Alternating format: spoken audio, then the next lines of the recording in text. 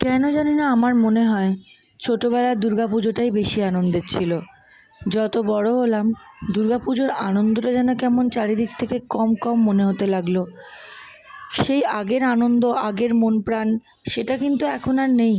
আমি জানি না তোমাদের কজনের এটা মনে হয়, কিন্তু আনন্দের স্টাইল বলো, আনন্দের ধরন বলো, সবটাই কিন্তু পাল্টে গেছে।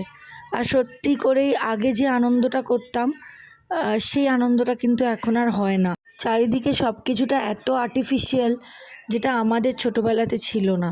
সেটা খাওয়া দাওয়া বলো, ঘুরতে যাওয়া বলো, ঠাকুর দেখায় প্যান্ডেল প্যান্ডেল ঘোরা, সেইটা বলো, মানে কোনো দিকেই সেই পায়ে ফোস্কা পড়ে যাবে বলে এক সপ্তাহ আগে থেকে জুতো পরে বাড়িতে প্র্যাকটিস করা, তারপরে পুজো আসছে পুজো আসছে মহালয়া থেকে পড়তে না বসা।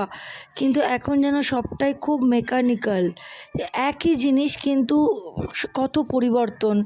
এটা আমার ভীষণ মনে হয় পরিবর্তন তো ভীষণ হয়েছে, কিন্তু এই পরিবর্তনটা আমার খুব একটা পছন্দের না।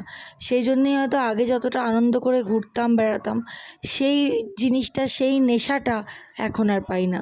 তোমাদের কার কার মনে হয় এটা?